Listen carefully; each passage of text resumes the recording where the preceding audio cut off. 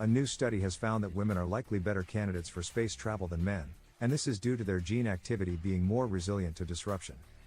News.com has learned that this conclusion was based on the findings that men face more genetic disruption and thus their bodily functions take longer to return to normal when they arrive back on Earth.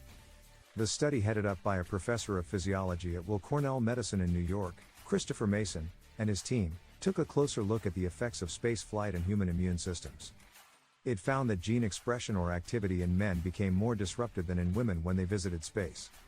One particular aspect affected was fibrinogen, which is a protein essential for blood clotting, per Nature Communications.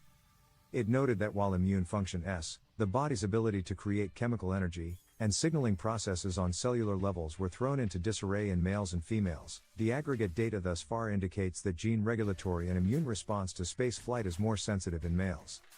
The scientists have no clue as to why women have this adaptability advantage. They have, however, speculated that it may have something to do with the female body's capacity to cope with pregnancy and everything that comes with it.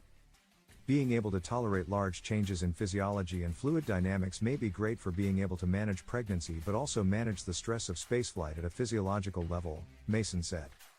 The data was gathered from the civilian men and women who participated in SpaceX's 2021 Inspiration 4 mission and formed part of the Space Omics and Medical Atlas, SOMA, information package, which comprised a total of 44 scientific papers. The Nature portfolio, dubbed said, bundle the largest ever compendium of data for aerospace medicine and space biology. It went on to say that more than 100 organizations from 25 countries participated in the data classification program, which resulted in a large synchronized publication in 2024.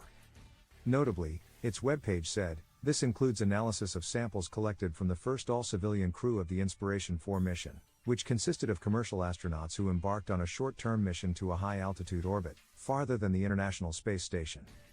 While in orbit, the Inspiration 4 crew, comprising 2 men and 2 women, performed an extensive battery of scientific experiments, which have now been processed, sequenced, and analyzed. Even though the study compared the data assimilated from the 2021 mission to that of 64 previous astronauts, to arrive at its observations, Mason warned that the findings are not yet conclusive.